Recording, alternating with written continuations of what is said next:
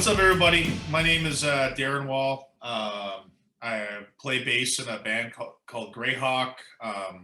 If you've listened to Devin's podcasts, local band Smokeout, you might have heard us once or twice. We've been on the podcast. I used to play in a band called 88 Mile Trip up in Canada as well when I lived there. Recently, I've been in the news for some interesting reasons, namely a incident involving an active shooter in Boise, Idaho, and some fallout of that involving Mr. Dave Grohl from the Foo Fighters. So that's me. Thank you for your time, and welcome to this interview. It's great to have a moment with you, because definitely your name and the band's name has kind of gone a bit viral in the last little while. And as you just mentioned, even Dave Grohl reached out, and you've made that sort of connection. And it's just kind of, to me, it's a little crazy how quickly that type of stuff can just happen. It really did. I mean, it happened. I didn't expect any of it. You know, I knew that, you know, when everything happened, I knew that, you know, it'd probably get around, you know, the local scenes in Seattle and Boise, and probably a little bit back home in Canada too. But I didn't expect this. Yeah. So for our listeners that don't know, of course, you were playing in Boise, Idaho, and after the show, it was outside the show that there was an altercation where you met this, as it's labeled, an active shooter. He had a gun, and you ended up stepping in, is what I've heard. Correct. That's correct. And thank you for having those facts straight. A lot of people still seem to think that this dude was inside the show somehow. So the story goes, you know, we got offered a show to play in Boise, Idaho, which is a good solid 8-hour drive from Seattle. But you know, hey, when you're playing independent metal band, someone wants you to play a stage, you load up the wagons and you go do it. So, you know, we rolled out there and played a show at a venue called the Shredder. Really cool place. The Boise metal scene is cool. It's very tight-knit group of people. It was very fun. It was really fun. I mean, the other bands were really cool.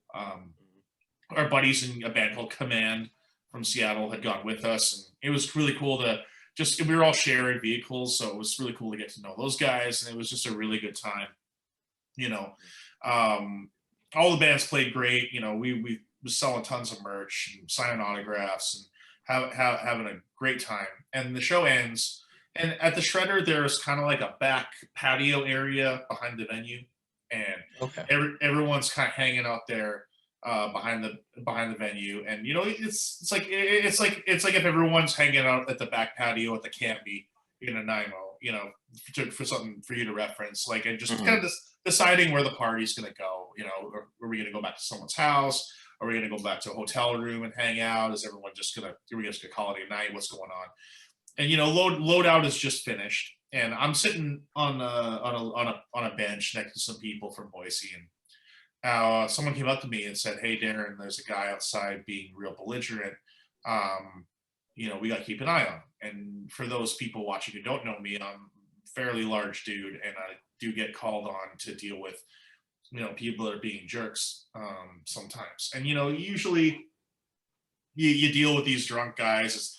They're all blah blah blah, full of hot air, and you know, maybe they're gonna take a wild swing and fall on their face and whatever. Usually they just wind up, you know, making an ass out of themselves when they go home. This was something I hadn't really encountered in a situation like this before. This dude had a real cold, arrogant demeanor about him, and he was really trying to provoke people, and he had this this kind of attitude about him, like, there's nothing you guys can do about it. And so at this point, the venue's closed. He's in the parking lot. He's trying to force his way into this back patio, and people are saying, "You can't come in, man. It's done. Everyone's leaving. You can't come in." And you know, he was just being really belligerent, but people wouldn't let him in. So he turns around at one point. He starts to walk back towards his car. As he's walking back towards his car, he kind of turns around and he starts doing this. And he starts doing like a finger gun motion at the crowd. And I'm like, at this point, I'm starting to get a little more alert to the situation. I'm like, that could be just a bunch of crap, or he could be serious. And, you know, my first thought was he was gonna do like might do it. The most he would do is a drive-by as he's driving away, and I'm like, it's really gonna suck. But and it's happening real fast. So he gets in his car and he's not driving away. So I'm like, okay, just go. Please just go. He gets back out of the car and now he's got a backpack on. And he starts walking back towards the venue. And I'm like, well, shit. I've gone from about a 6, 7 out of 10 on the scale of being alert to about a 10, 11. And I told the person next to me, I said, call police. And she's like, well, I'm gonna just call the police right now. And at this point, I knew I was going to go out there and intervene, and I'd relegated to the fact that I was probably going to get shot. I mean, just his body language and the way he was acting. He hadn't pulled the gun, he hadn't threatened anybody. I believed he intended to shoot someone, and it was probably going to wind up being me. So I went outside, and at this point, I'm now outside the venue in the parking lot, and I kind of took up a position to his right. He definitely noticed me right away, and we didn't exchange any words the whole time. Which is the weirdest thing. I didn't say a word to this guy. He's confronting another individual. He confronted a couple other people. It escalated, and it wound up with pushing and shoving. And him and this other dude kind of squared off a little bit. Mm-hmm. I moved in a little closer at that point, and then a few seconds later, the gun came out. And as soon as the gun came out, I jumped right in and I kicked him once inside his right leg, and I pushed him backwards and away from the crowd and positioned my body between him and the crowd. As he was going backwards, he fired off one shot and he caught me on the upper part of my left thigh. He just dropped me. I hit the ground. I got back up and I called him, I think I called him motherfucker or something like that. Said something to him like, it's not all you got, motherfucker, or something like that. And some tough guy bullshit, and he ran away. He ran off, and my guitar player grabbed me and she's like, dude, you've been shot, like, come with me. And I was like, I said something weird like, yeah, I know that. So the shock had kind of come in, and I was like, I'll be calm about it, but I just she took me in the back of a vehicle and took her sweater off and tied it around my leg like a tourniquet. And the police arrived in about 30 to 40 seconds. They were there real quick. Oh, wow. Because they were in the area looking for him, because this guy had been driving around Boise waving his gun at people and threatening them. So they were looking for him. They were just about probably 40, 50 feet in the wrong location. Oh, wow. So as soon as they heard the shot, they were right in there. They called the medic, and the ambulance showed up, and I was put on a gurney and taken away to a hospital. The police cornered the shooter in a parking lot across the street from the venue, and he was non-compliant at first, but they managed to take him into custody. And I went to a hospital, and I got cared for there, and discharged the same night, and then basically stayed at someone's place out there. One of the drummer from Command had family out there. They were nice enough to give me a spare bedroom, but I unfortunately bled all over their bed because I felt so bad about it. There was blood everywhere in the morning. Oh man, I ruined these people's bed sheets. But I stayed there, and then we loaded up all the vehicles, and they managed to get me back to Seattle the next day. So it was pretty much craziest night of my life. Yeah, no doubt, and definitely heroic. I mean, there's no other word. It's yeah, no, I mean, hats off to you for stepping up in that moment, being able to recognize. It's yeah, I mean, thanks, man. I don't think anybody really had saw it or whatever. I was also relatively sober. I'd had a couple beers, but I was pretty. I don't drink a lot when I play, or even after. Like, especially like your second last band, there just wasn't a lot of time for me to party that hard. So I was pretty sober, and I was able to read the situation pretty well, I think. So, I mean, I just couldn't let him shoot my friends. Couldn't let him get in that venue, man. If he got in that venue, here's the scary thing. The cops searched him. He had 2 pistols and he had 3 or 4 loaded extended magazines with about 60 to 80 Wow. rounds in his backpack. So Jeez. that is an individual with intent to do serious damage. Yeah, yeah, that's why he went and grabbed the backpack, as you said. Mhm. Wow. Yeah, no, that's quite the situation. It's good to hear that I guess the least extreme of a bad situation happened, really, in the end. One bullet was fired, as you say, when you say he had so many. Yep. Yeah. Good. That's a good analogy. I mean, I call it. We got to wear our least dirty shirt. Is kind of how I say it. You know, my wound was non-lethal. It was close. I mean, it's the bullet's still in my leg. It's not coming out. Yeah, I had heard that. That's so that was just because it was safer to go that way then. Is that Exactly. true? So yeah, it's basically where it's sitting now. It magically missed every major nerve, artery, vein. I mean, it's definitely hitting some nerves because the pain kind of radiates down my leg Oh, okay. to my foot, you know, depending on the time of day. And, you know, it hurts real bad in the morning. It gets a little bit better and comes and goes, but it kind of radiates down my leg. So there's definitely some kind of nerves that are healing or being pressed on. But it missed my femoral artery by under an inch, which is Oh, lucky holy. because femoral artery is a death sentence. If you sever that thing, you're probably not making it. And that's the main reason for the surgery not happening is the surgeon figured that if he goes in there and starts digging around, you know, there's the chance if he nicks my femoral artery, I'd dig it out on the table. And you know, he's like the chances of me doing further damage while I'm in there digging around in your quad, you know, especially how deep it's buried. I mean, the guy shot me from about 3 feet away. He was not Okay. far away from me when he shot me.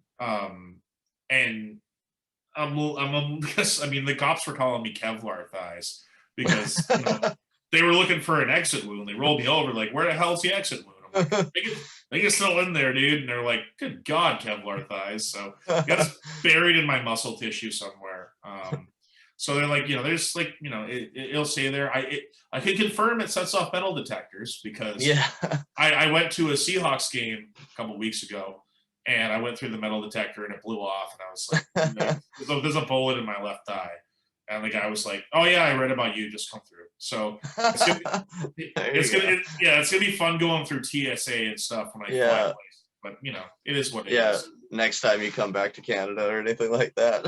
Yeah, exactly. Next time I fly anywhere, I mean, I got to go through the metal detector to get on the plane. So, you know, again, these are small prices to pay. Everyone's alive, and that's the main thing. No doubt, no doubt. And yeah, I think it was one of the interviews I had read. I think it was an important point that you made that this didn't have anything to do with the metal community. It's very important. It's very important to distinguish that this was somebody who I believe is, you know, has some mental health issues, probably some substance abuse issues, and you know, it was not in his right state of mind when he committed this act. I don't know. There's no way to really know anything. I don't think he was targeting the venue specifically. I think he was just kind of out to do damage to somebody somewhere that night, and he just wound up there. I think my best guess is that it's wrong place, wrong time. You never know. You never really know. Nobody's really going to know until somehow, if and when the full story ever comes out from this guy. Right now, he's being possibly deemed mentally unfit to stand trial or mentally incompetent, which means he could be remanded to a mental health correctional facility. If they can reconstitute him by the 15th of October, he will have his first court date. But we just don't know what's going to happen. That tracks with what I saw. He was not on the same planet as me. It's we'll have to see what goes on with that. But I mean, you're right. It was nothing to do with the venue. It was not a concert attendee. It was not somebody like with the dime bag thing, a crazy person that thought I stole all his riffs or some stupid crap like that. You know, it was just a rando who showed up. Oh, it's definitely unfortunate, like I say, but still, hats off, heroic story to you. Hope your leg is healing up quickly. It's good to hear that you're off crutches and onto just the walking stick. Onto the walking stick, no more crutches, so that's a bit ahead of schedule, which is nice. going to start a little bit of, exercise and physical therapy soon. And, we'll just have to see how it heals up. And in your last show, as we alluded to a little bit, you got to play in the Dave of Thrones. I did. How? I mean, I guess like I personally had thought. I mean, it makes sense. You're a Seattle band, and this story gets out. But how exactly did that unfold with getting in contact with Dave Grohl? It was an interesting experience. So I went on. My buddy Nicky Oman has a morning show, an FM morning show on a rock station in Kamloops, and so he was like, "Dude, would you be willing to come on the show and kind of tell the story?" I say, "Yeah, man, absolutely. For you, we're old school buddies. We've known each other since the 2000s." I said, "Sure." So I went on there, and we're talking, and he said, "Hey, so do you have any shows coming up?" I said, "Well, yeah, I have this gig on the 26th in Seattle. So you gonna be able to play that?" So one way or the other, if I can be there, I will. I might have to sit down the whole time, but I'll be there. And I jokingly said, maybe Dave Grohl could lend me his throne he used a couple years ago when he broke his leg. Completely joking, not thinking that that's a thing. So Nicky said, well, after the show, he said, "You know what? I'm going to just ask." So he tweeted this out, right? And then a bunch of other people start tweeting it, and a bunch of other people start tweeting it. Eventually, Dee Snider from Twisted Sister tweets it. Oh, wow. It's like, "Hey, like Dave Grohl and Foo Fighters, how about it? You gonna help this guy or what?" So, a couple hours later, I get a message in my Twitter inbox from the Foo Fighters management saying, "What the heck is going on with all these people yelling about the throne?" And I said, well, this thing happened, and it was started as a joke, and people started tweeting about it, and they wanted my number, so they want to call me. So Foo Fighters manager calls me. He said, "What the heck's going on? Like, you use this? You want to use this thing? Like, well, what's the story?" And this was probably like 3 days after it happened or something. And I was really tired of telling the story to media people, to the police, to the detectives, to the prosecutors. I'm like, "Dude, I've told this story like 500 times today. I'm just going to send you the news link, and you can do what you want with it." So we hung up. I texted him the news link. About 20 minutes later, dude calls me back. He's like, "Hey, man, so you're about to get a call from a number from Los Angeles. Don't hang up. Don't hang up on it. Take the call. It's not a scam." I said, "Well, someone's calling me from LA right now." He goes, Is it this number?" I go, "Yeah." He's like, "Bye. Take the call." So I hang up, and I go, "Hello, this is Darin." And I hear, "Darin, it's Dave Grohl," right? And I said, "Dude, if I didn't just talk to your manager, I would be like, this is one of my buddies messing with me, and I tell you to go F off," right? And he's like, "Well, I'm glad you didn't tell me that." Right? So and he was just like, "Well, what the fuck, man? Like, what happened?" And we just started talking. I just told him the story, and he's like, "That's fucking crazy, dude. Like, I'm so sorry that happened, but glad you were there. Glad you did what you did. So you want to use this thing or what? You want to use this whole hunk of junk?" And I was like, "I don't know. Like, I guess. Like, if I'm not gonna ask you for it." He goes, "No, you want to use it, man? I'll send it to you." And I'm like, "Are you serious?" He's like, "Yeah, I'll pay for it. I'll just put it on this dude put it on a semi truck." He's like, I'll send it up to your house." And I'm like, "Well, I'm not going to say no to sitting on a piece of rock and roll history. That'd just be pretty stupid." Yeah. So I said, so then this guy, everything you hear about Dave Grohl, the nicest guy in rock and roll, is 100% true. This guy's not doing this for himself. He's not doing this for his reputation. Mm-hmm. The Foo Fighters management didn't put out a press release saying, "Hey, like this dude's going to use my throne." He just wanted to help a brother out, and he knows, I'm sure, that if my band has the throne on stage, we're going to get a little rub, and it's going to be good for us. This dude doesn't need any more publicity. He's already pretty much at the top of the rock world, right? So, and this guy called me from the VMA Awards, from the MTV VMA Awards. He took an hour out of his day at the MTV VMA Awards just to chat with me, and we talked about his Probot album that he did I don't know if you've ever heard his Probot album, but it's pretty wicked. Not specifically, no. So he did a metal album in the early 2000s where he had a bunch of guest singers. He had Lemmy, he had King Diamond, he had Eric Wagner from Trouble, he had Wino, he had Mike Dean from Corrosion of Conformity, and like he Nice. wrote Okay. he wrote songs for all of them, and then the singers made the lyrics. So he told me a whole bunch of stories about working with Lemmy and King Diamond and all these guys. Huh. And then we talked about Motorhead for a while. And the one thing he said that hit me hard, he's like, he's like, dude, I want to thank you again for what you did. I'm going to leave you with this. He said, a lot of people probably don't know this, but me and Dimebag Darrell were super tight. He was like, we were really, really good friends. And he's like, people can say what they want about Pantera, but Darrell was the sweetest, nicest guy in the history of rock and roll. Like, he was like the nicest dude ever. And he said, I wish that you were at that gig in 2004, and maybe if you were, my friend would still be here because you could have done something. God.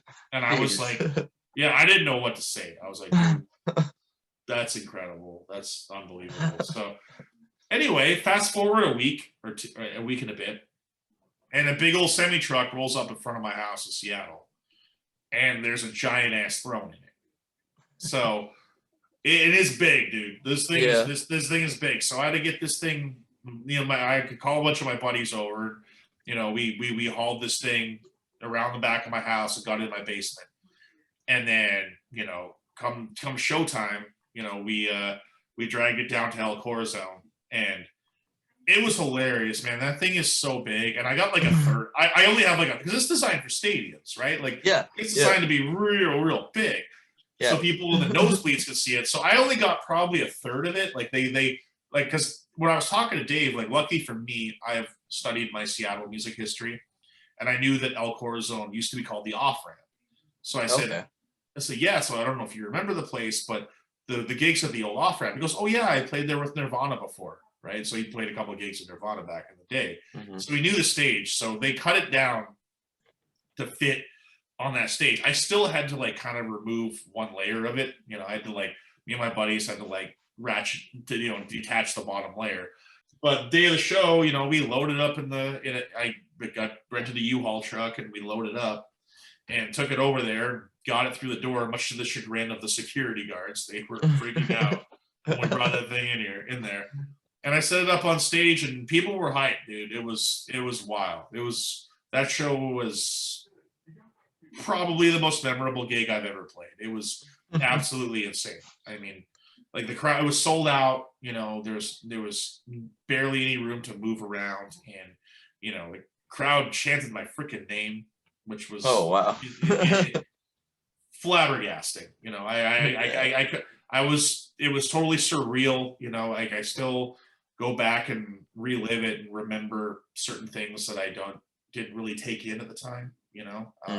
But we played great, and the support has been incredible. And then of course now the stories kind of come out, like the ABC News was there, and they had a live camera crew. So if you want to go on King 5's YouTube channel, there's actually footage of the show and everything on there that you can see. And then of course after that, gets doing the radio spots and whatnot. Then today I was, it's mentioned in Guitar World and Spin Magazine and Rolling Stone, and you're just like, what is going on, man? I'm an underground metal guy. I'm not, used to this kind of, attention. It's interesting. Yeah, no, but well warranted, and it's understandable that that's obviously your most memorable show now. Mm-hmm. I think it's it was cool to think that you're on the same list as Dave Grohl, Axl Rose, and now Darin Wall. I know, right? One of these things is not like the other. Is that what they say? Well, yeah, it's humbling. It's really, really cool. I mean, it's in the end, I would give it all back to not have a bullet in my leg, to be able to sleep properly, to not have pain 24/7. To not have that, bad memory, I would give it all back. I would trade it for never being shot, because being shot is absolutely horrific. It's not, anybody out there, this is the worst PR scheme you could ever think of, is getting shot. I do not recommend it to try to promote your band, okay? It's the worst PR scheme you could ever think of, because it's freaking traumatic, dude. I'm not, you know, I deal with it, and I think I'm mentally and physically strong enough to deal with it, but it ain't easy. Um, so, but you know, the if Greyhawk gets a rub off of it, then hey, you know that's a cool thing that happens. But I gotta say, it's humbling, and you know, it just shows how tight knit like the hard rock and roll and metal community really is when it comes down to it. Um, if I would if I would like this ordeal to be remembered for anything or to be recognized for anything, especially given the climate of the world today, is compassion. Both for what I did, because what I did out of compassion for wanting to save my friends, and both old and new, in that place. That's 100% why I did that, is because I didn't want to get in that venue and shoot anyone.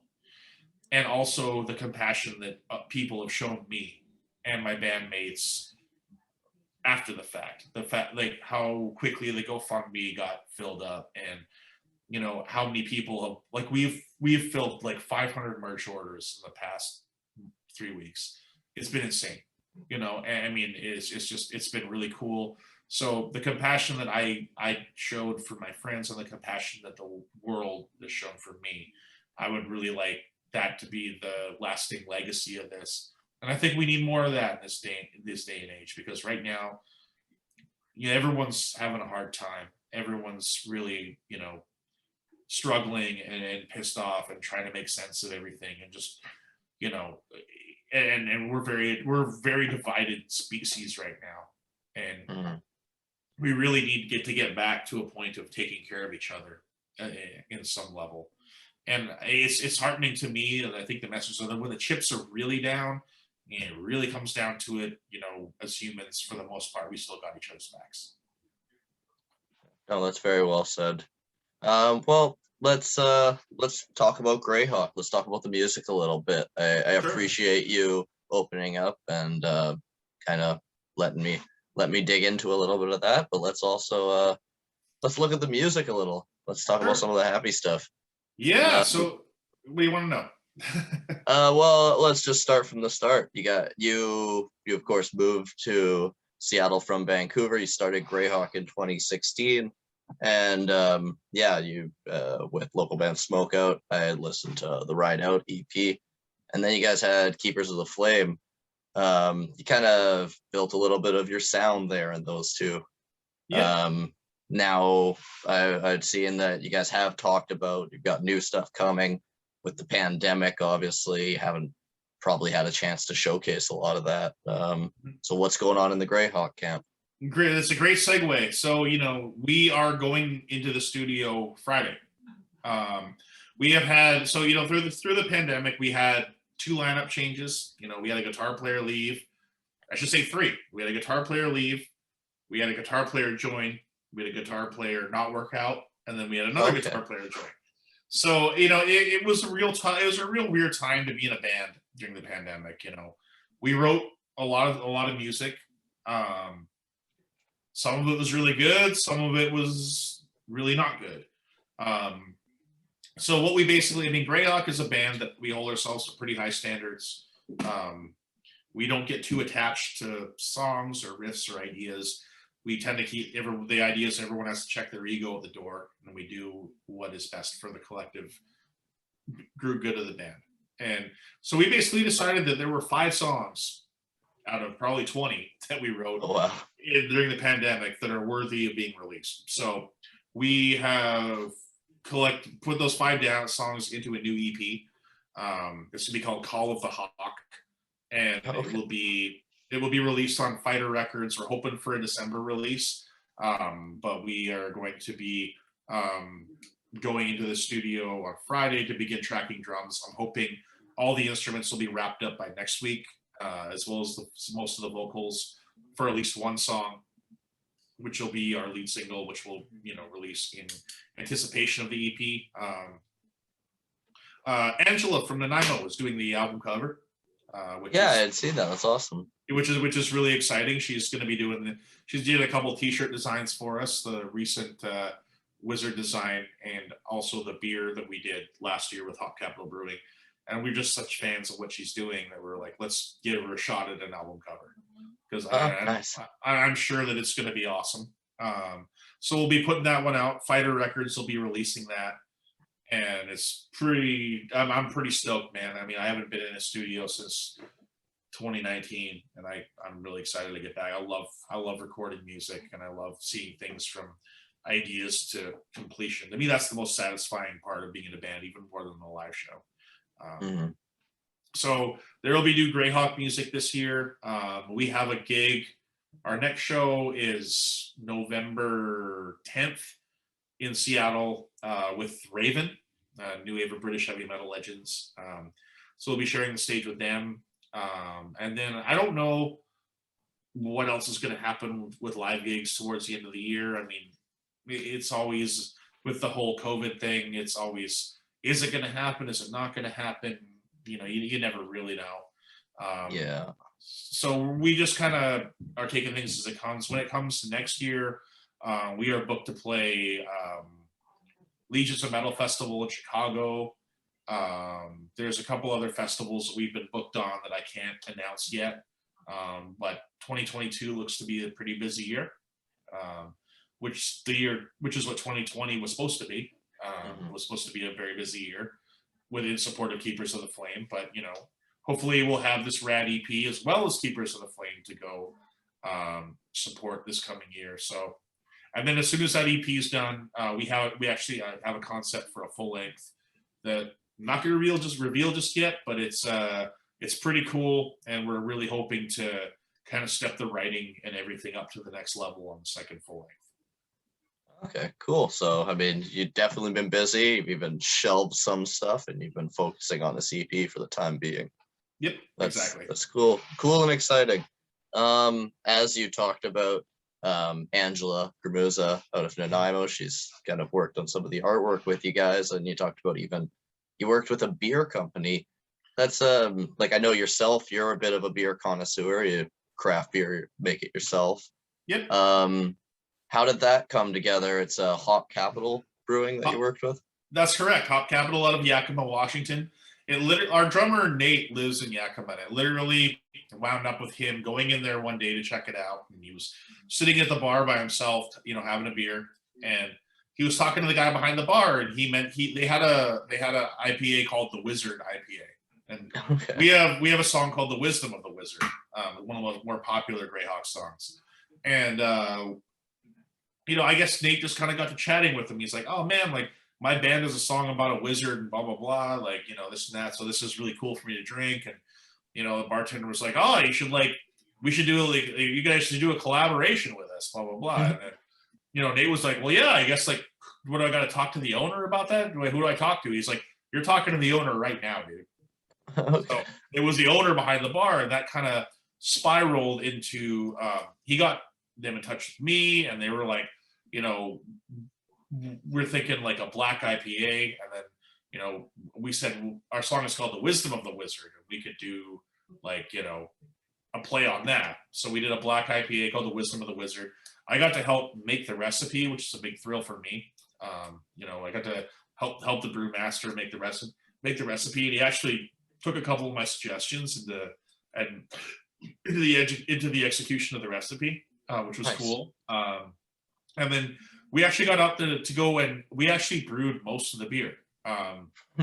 You know, the brewmaster had to do a double brew the day before, and he was brewing from 8 a.m. till 9 p.m. the previous day, so he was completely exhausted. And I was like, he's like, "Well, so what do you guys want to do today?" I'm like, "Whatever you want me to do. I want to do as much as you let me." And he was like, "That's exactly what I wanted to hear today." And I told him what kind of system I brew on. He goes, "Okay, I think you know what you're doing." So he was like, "Here's the grain. I want you to mill like, you know, 250 pounds of this, and this. Here's the grain bill. Like, just dump it all in the machine." So we milled the grains. You know, he sat up there and told us like what buttons to press on the controllers, and you know, we actually like got to brew most of the beer with us. Like, and after the beer was done, you know, we even cleaned up. Like, we cleaned the mash tun, we cleaned the boil kettle.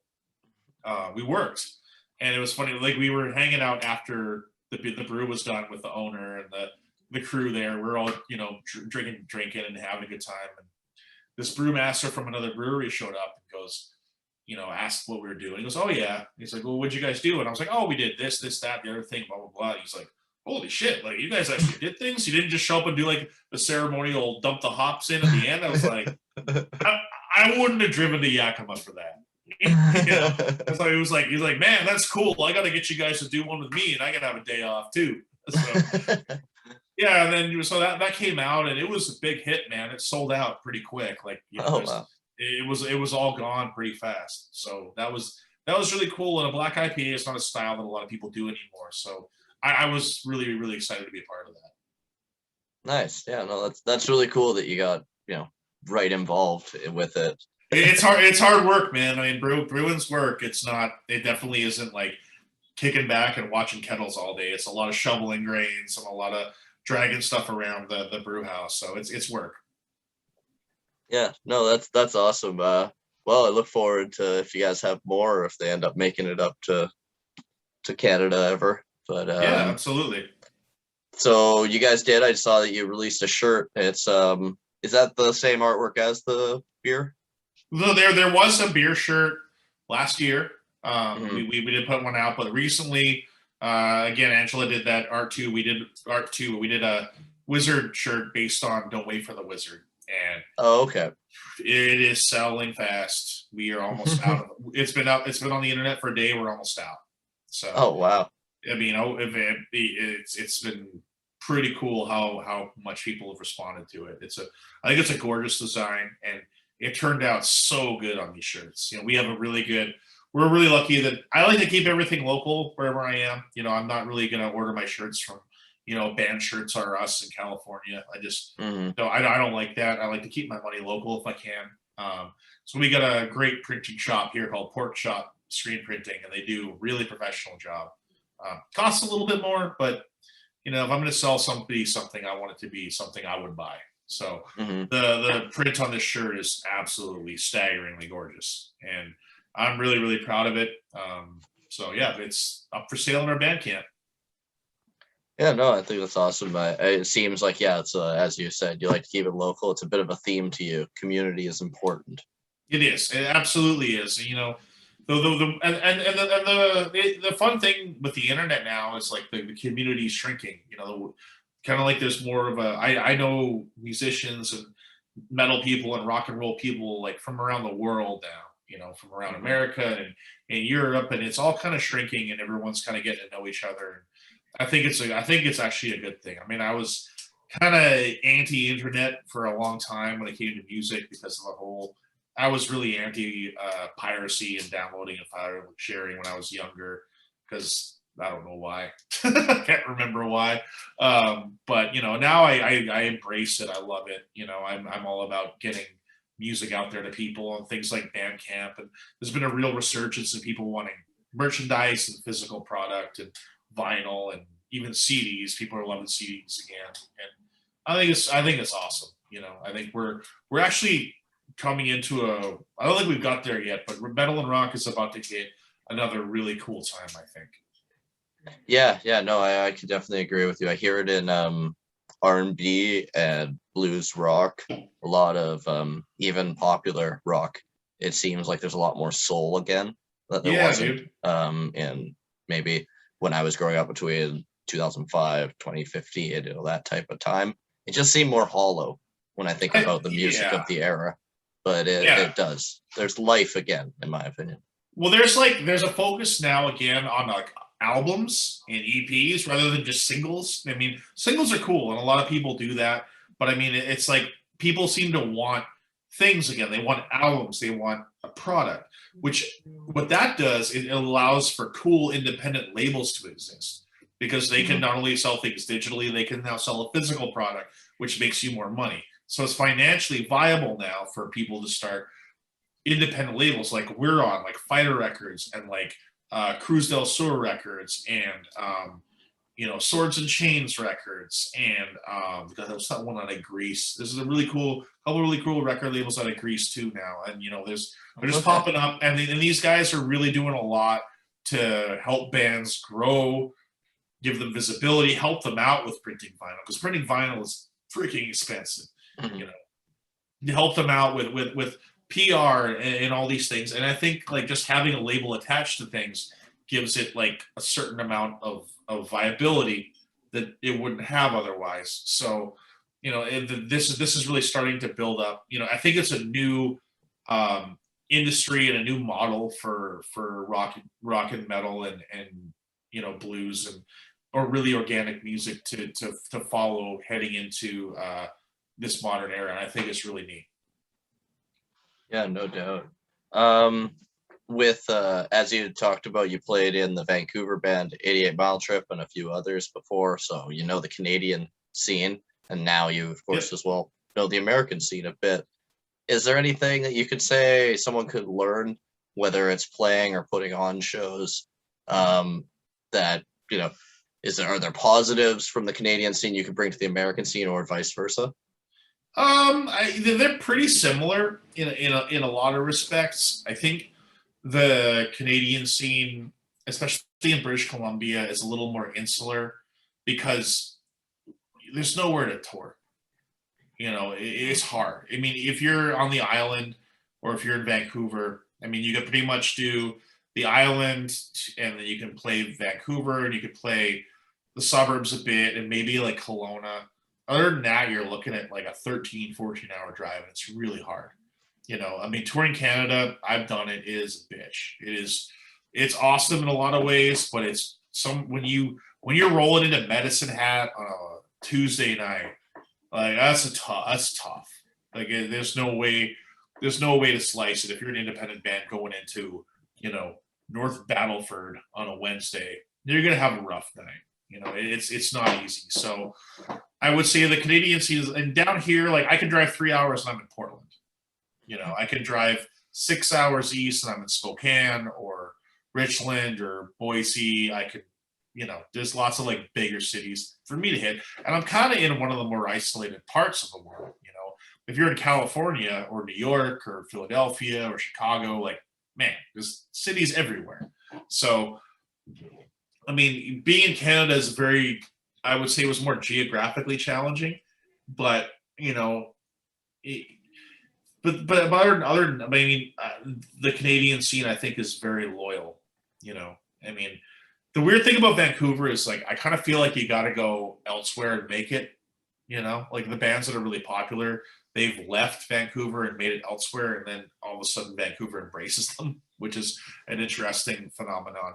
Um, but you know, I definitely I do miss playing up in Canada. Whenever we come back there, you know, we play Victoria and Nanaimo or Vancouver. We always have a it's always a great time, man. It's always great to see people, and you know, it's always great to see old faces. And dude, especially on the island, man, the island rocks hard.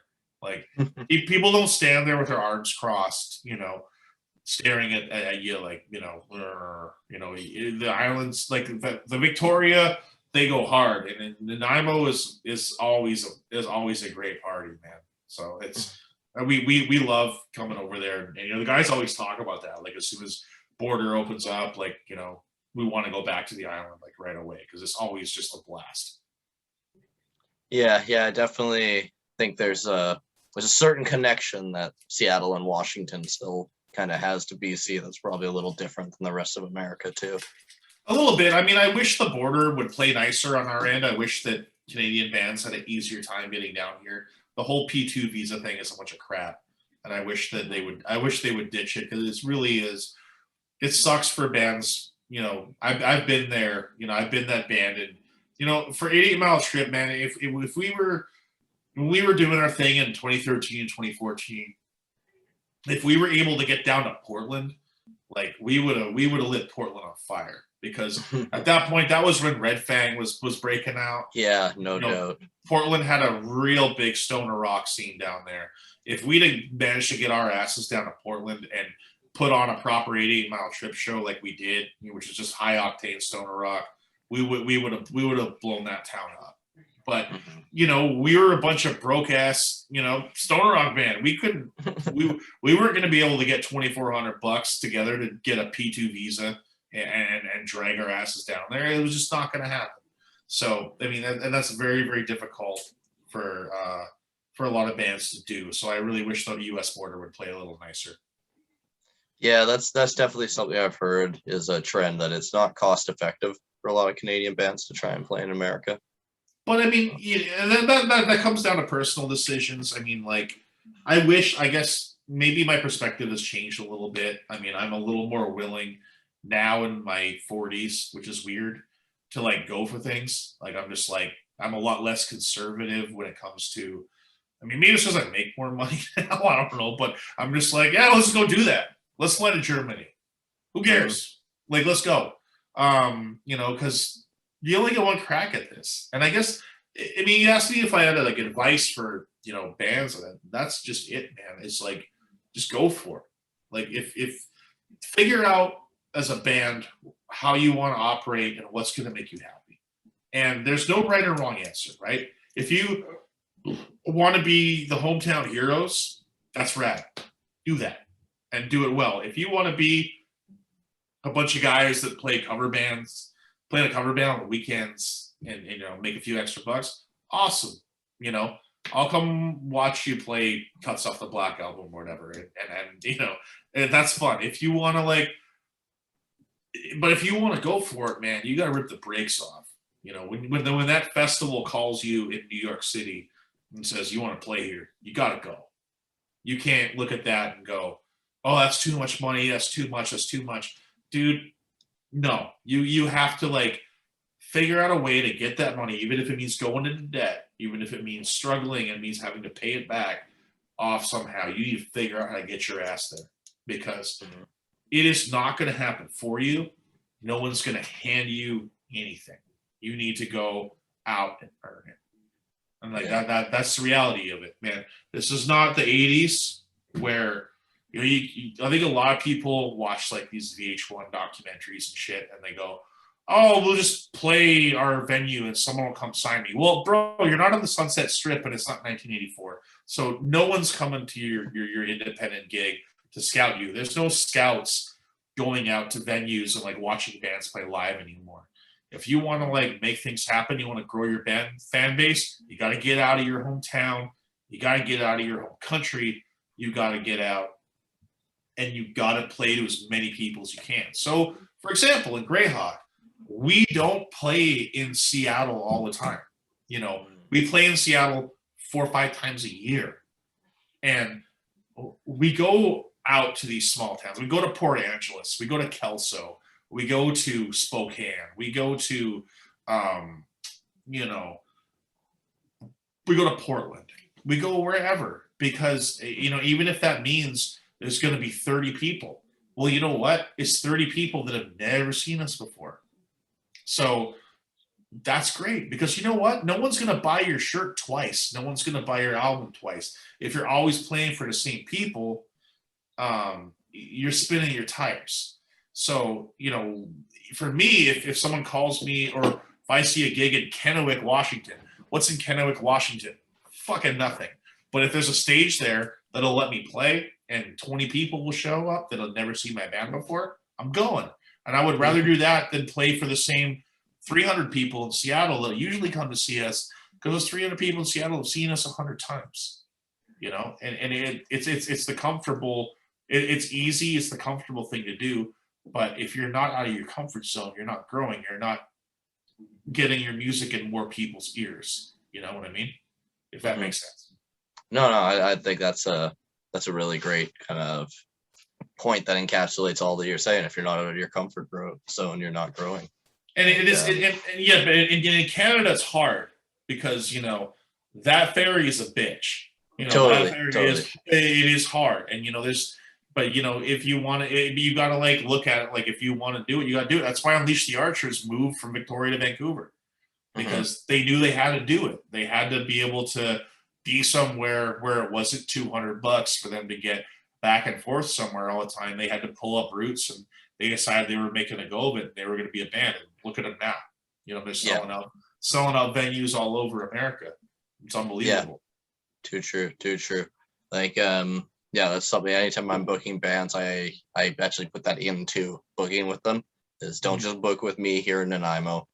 make sure you've got other shows, because it's not exactly. affordable for them if they just come over to play one show and then they turn around and get on another ferry. Yeah, absolutely. Anything. And that's great advice. I'm glad you're giving that to people. You know, when I was booking on the island, I would tell that to promoters. And you know, when I was booking with Bender or with people in Victoria, I was like, that's great. Here's how much I need for that show, and I need a second gig. Mm-hmm. You know, I need maybe a third, but at least one more, because I'm not trying to make money. I'm just trying to not have to pay out of my ass for that ferry fee. Oh, totally. Like if you've got a trailer with you because you've got gear on it and stuff, it becomes so expensive that bands end up, they can't come to the island. And I mean, the fans lose out. A lot of people end up losing out really in the end. So. Yep, but you know, and we're lucky enough that, you know, we got lucky enough when we played on the island, an 88 mile trip in the early days. You know, we met the Under the Mountain guys, we met the Chunkosaurus guys. So, you know, we made friends right away. And then when we came back, you know, we said, hey, can we use your shit? You know, and so we didn't have to bring the trailer. We saved ourselves $60. And, you know, because we know the right band to play with in town, you know, we always play to a good house. And, you know, those guys are always down with, you know, and those guys are always like, we're going to give you a bigger pot. The same thing when Under the Mountain would come to Vancouver and they'd be on tour. I'm like, here, have all our door money tonight, you know? And then those are the relationships that you need to make in order to make certain things successful. It's like, you know, if you have a band that, you know, when you're on the road, when they're on the road and they come to see you, you know, you're going to take care of them. You're going to give them a place to stay. You're going to give them, you know, a bigger cut of your door. I mean, or all of it. I would always, if it's my homie's touring band, I'd be like, here, take it. Just take all of this. Like, you know, whatever. It's $120. I don't care. But this helps you immensely getting to the next town. And, you know, and then when you go back to see them in their hometown and you're putting your ass on the line, then they're going to help you out. In theory, if they don't help you out, then fuck them. But, you know, it's like that's kind of how I was able to make the island work. And that's why 88 Mile Trip was able to play there so many times. That's how eventually we could even come to Nanaimo just for one gig. You know? Because those shows with Under the Mountain and Chunkosaurus and whoever else would be so packed, you know, and those guys would help us out so much that we could go, we could make $400 a night. So, seems like such a distant past now. It really does, bro. It seems like another life. It seems like another lifetime. I mean, even the last Greyhawk gig there, it seems like a lifetime ago. So like you had said earlier with booking shows, it's hard to look too far down the road. How has it been? How's it felt just playing shows again and navigating with kind of the unstable ground beneath us? Mixed emotions. I mean, the first gig we did back was a outdoor show.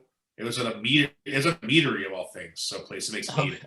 But it was outdoors, so I was totally good with that.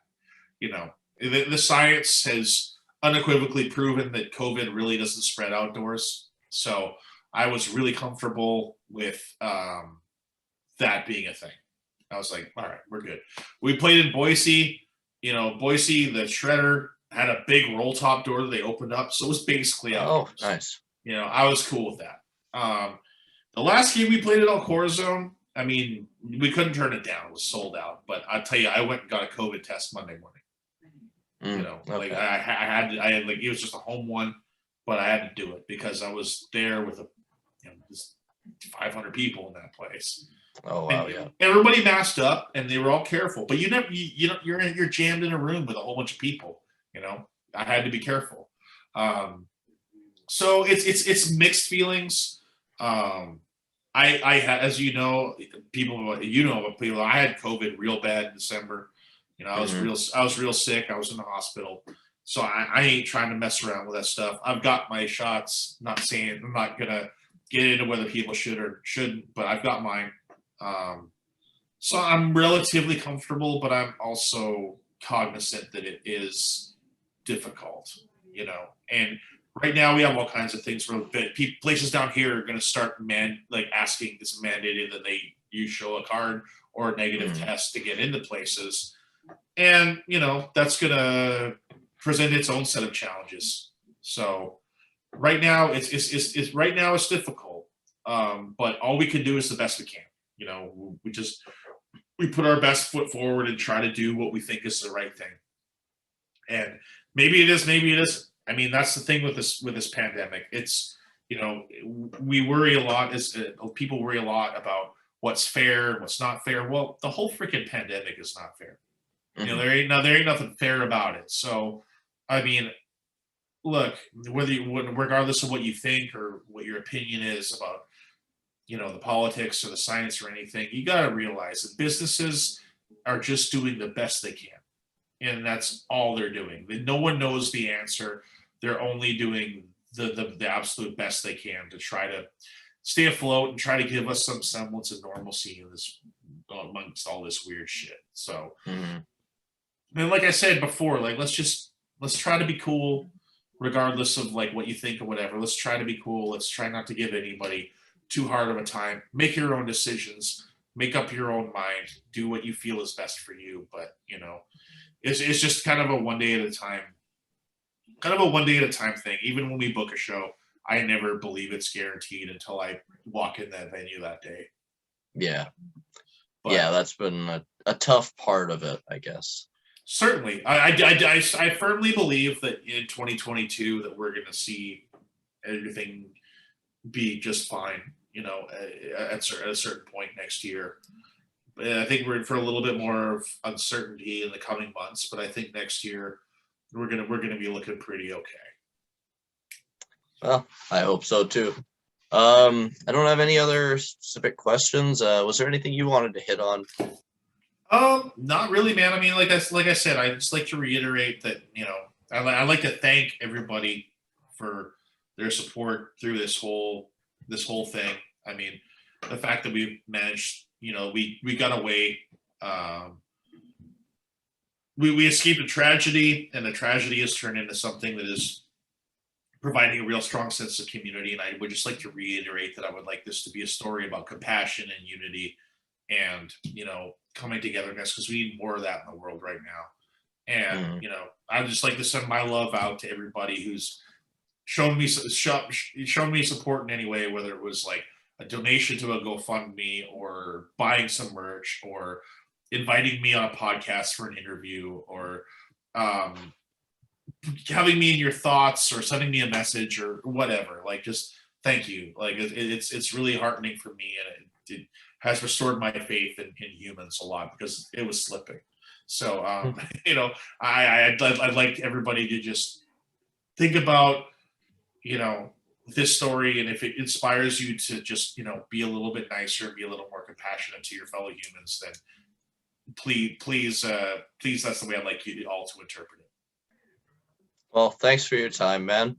Again, cheers to you. Thanks for being there when you were. Sorry you had to take a shot, but at the same time, I mean, like you say, you got to find silver linings in the things, and at least it's restored your faith in humanity. Greyhawk has benefited. I mean, shirts are selling like hotcakes. And how can people find Greyhawk online? The best way is through our Bandcamp. It's greyhawkmetal.bandcamp.com. That's where all our music is and our merch is. The tag Greyhawk Metal will lead you to our Facebook, our Instagram, our YouTube, and all that fun stuff. So that's awesome. That's the best way to find us. Cool. Well, thanks again, Darin, and look forward to hearing the new music. Yeah, that's everything. All right. Thank you, brother. Appreciate it.